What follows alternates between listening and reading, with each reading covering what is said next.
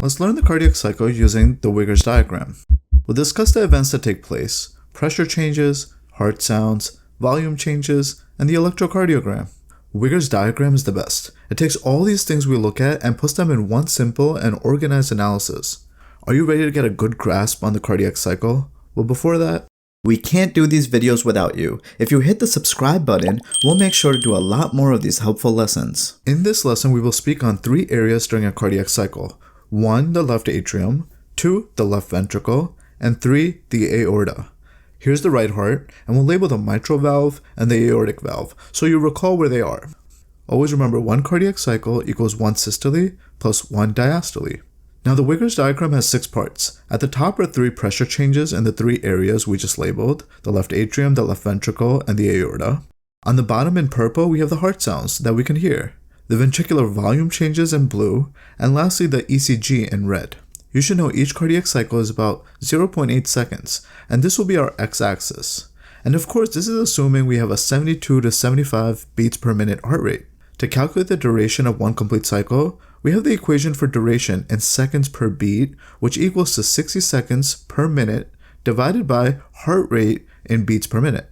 So if a person has a heart rate of 75 beats per minute, their cardiac cycle will be 60 divided by 75, which will equal to 0.8 seconds. Note, the duration is inversely proportional to the heart rate.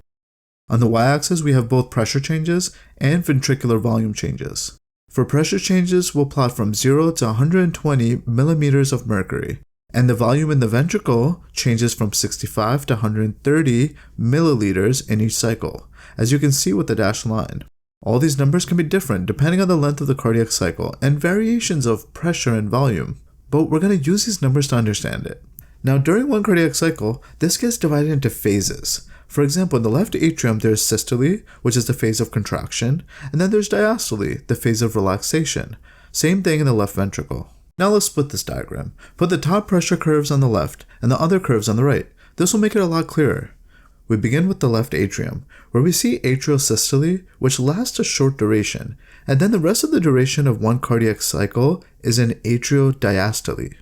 Now the left ventricle, it begins in diastole as it was in the previous cycle, and ventricular systole begins after atrial systole, and is longer than atrial systole. It actually overlaps atrial diastole, and ventricular systole is of course followed by ventricular diastole, completing the cycle. So now this diastole over here makes sense as we wait until the next ventricular systole.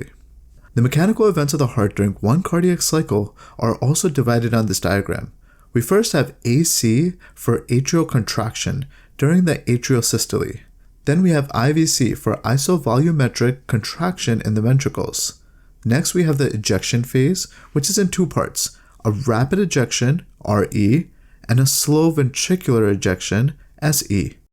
And as you can see, these together are the 3 parts of ventricular systole. For ventricular diastole, we have IVR, which is isovolumetric relaxation, followed by the filling phase, which we know as rapid filling and slow filling. Nice, you got everything labeled. Remember that the green curve is the atrial pressure, as seen in the left atrium, the aqua curve is the aortic pressure in the aorta, and the pink curve is the ventricular pressure in the left ventricle. Okay, cool. Now we can take a look at what happens in each phase. First, we begin with atrial contraction. Atrial systole. The atria contract, and note this, most of the blood is filled in the ventricles during ventricular systole, the filling phase. But still, a little bit of blood gets pushed into the ventricles from contraction of the atria. That's why we have this tiny increase in ventricular volume. And contraction of the atria means we have to see a rise in atrial pressure. This is the first peak in the atrial pressure curve in green. We call it the A wave. Also, the push in the ventricle causes a slight rise in ventricular pressure in the left ventricle. The atrial contraction is overlapping with the end of ventricular diastole. So during this time, the aortic pressure is just coming down.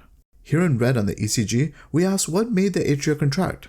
Well, this is the P wave, known as atrial depolarization, and this obviously has to happen before the atrial contract. So that's why P wave begins just a tad bit before atrial contraction on the diagram. And at the end of atrial contraction, the ventricular pressure is slightly above pressure in the atrium. So the mitral valve, the back door, on the left side will close. This closure produces the first heart sound, S1. So right after atrial systole, the atria contracting, we hear S1, which brings us into the heart's second mechanical event, isovolumetric contraction, IVC. Now all the valves are closed. The ventricles begin systole, so they themselves begin contracting. Note, the valves are closed right now. The blood doesn't leave the ventricles during this stage, so that means the ventricular volume does not change as we see on the curve. And yeah, that's why we call it ISO. So isovolumetric.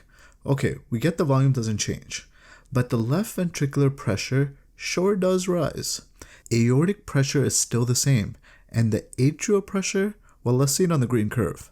The atria are now relaxing, so the pressure was coming down, but now with the onset of ventricular contraction and with the valves closed, the valves actually bulge back into the atria. Actually, they were relaxing in atriodiastole, but that chilling session got interrupted by this pressure rise. So with the accumulation of blood returning from the lungs and the onset of ventricular contraction, we see this green second peak, which is a C wave in the atrial pressure curve. By the way, note that the pressure in the ventricle is still not high enough to open the aortic valve. Ventricle is contracting here like a closed chamber, and no blood enters or leaves the ventricle. The ventricle is contracted because they were depolarized, and this is the QRS complex on our red ECG. And this starts right before ventricular contraction begins. To be particular, it's when the R wave reaches its peak. This is when ventricular systole starts. And by the end of this phase of isovolumetric contraction, the aortic valve on the left will open. But why? Because during this phase, the left ventricular pressure was rising, and at this point, the left ventricular pressure overtook aortic pressure. And boom, it opens the valve. And now, since it's open, this leads us to the ejection phase. So let's have a look. The ejection begins with rapid ejection and ends with slow ejection. We know the aortic valve is now open because the ventricular pressure crossed the aortic pressure. And when the curves crossed, the ventricular pressure reaches its peak. The aortic pressure also peaks because blood is now being pumped into the aorta. Now the curves are crossing, but the aortic valve doesn't close just yet because there's inertia of blood flow. The ventricular volume will therefore drop because we know blood is leaving the ventricle. At the atrial pressure curve in green, the pressure was dropping because the atria are relaxing, and this is referred to as the X descent. And then the pressure slowly rises as the atria are filling over here because look, this phase of the ventricles ejecting actually overlaps with atriodiastole, and that's when the atria are filling against the closed valves. The ejection phase now comes to an end, and the aortic valve closes. The closing results in the next heart sound, known as S2, the second heart sound. It's heard during the next phase we'll discuss called the isovolumetric relaxation. Before we go over to the IVR, you notice the ECG curve. The ventricles are going into diastole, so just before that, they begin repolarizing. And this wave is known as the T wave, which happens just before isovolumetric relaxation. In isovolumetric relaxation, here we can see the ventricles are just chilling, and all the valves are closed. Relaxation. We've entered ventricular diastole. It's iso, so we know the volume doesn't change in the ventricles. The blood is neither leaving or entering, but the pressure, our pink ventricular pressure curve, will come down. Now, if you take a look at the aqua curve, we know the aortic valve is closed, but here there's a notch called the Dicrotic notch. This wave is from a slight backflow of blood towards the ventricle, so that's why we see this little dip in the curve. On our green curve, we see the atrial pressure is slowly rising as they fill, and it reaches a peak at the end of the isovolumetric relaxation phase. This wave over here is known as the V wave. On our pink curve, we can see the ventricular pressure continues to go down, and it even goes lower than the atrial pressure. And boom, this opens the mitral valve. The atria now empty into the ventricles, which brings us into the ventricular filling phase. This is the phase that has rapid to slow filling of the ventricles. And here, as you can see on the blue curve, the volume is obviously rising because the ventricles are filling. On the green curve for atrial pressure, we see it reduces as the atria is empty. This is our wide descent on the atrial pressure curve. On our pink ventricular pressure curve, we see it stays low because they are relaxing and filling. They are compliant. And here we notice the aortic pressure in the aqua curve, it drops. And this is because the blood exits away into the arterial system of our body.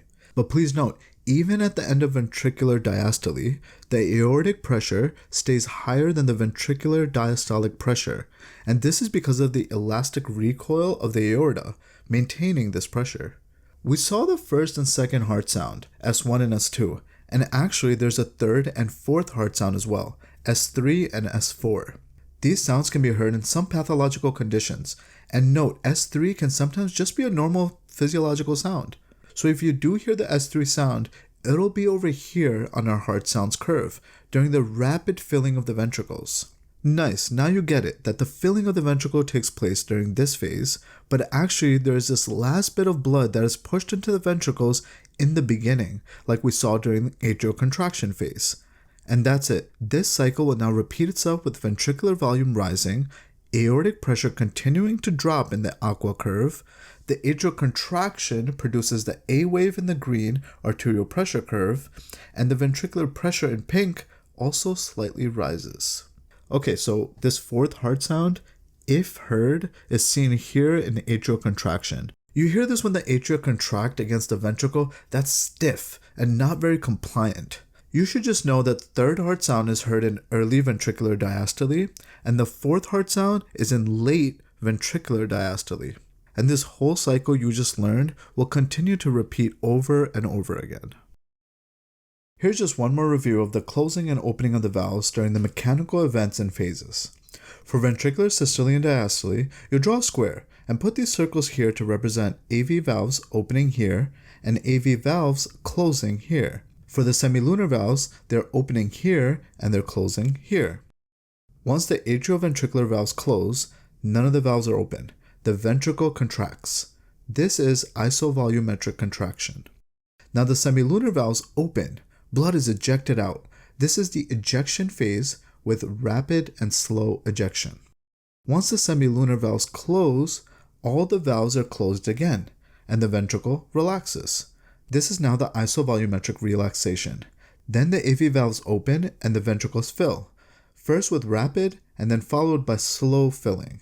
Isovolumetric contraction and the ejection phase is ventricular systole. Isovolumetric relaxation and the filling phase is ventricular diastole. This diagram is just a quick schematic for you to know when the valves are closing and opening.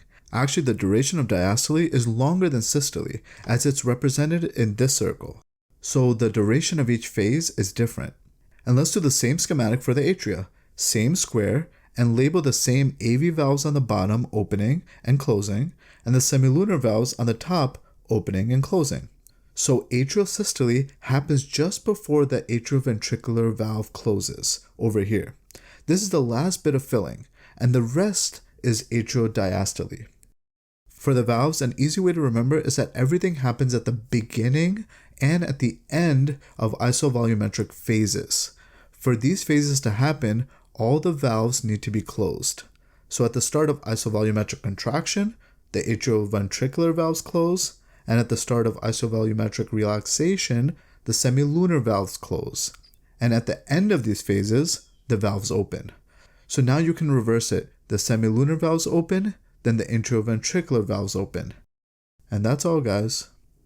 Be sure to tap below to subscribe so you can see our videos on the events of the cardiac cycle. We'll go over the pressure and volume changes in more detail, and also expect a lesson on the electrical activity of the heart during the cardiac cycle. If you'd like to see more of this lesson, head over to our Instagram page and TikTok channel at rev.med. We'll have this lesson along with many other topics for you to study. By the way, don't forget to do questions. Are you learning something from our videos? Well then click the subscribe button to your right. We are releasing high-yield lessons and ways for you to get ahead in class. Be sure to follow us on Instagram to take interactive quizzes and view your favorite diagrams. Nothing can stop you, but only if you believe in yourself. You got this.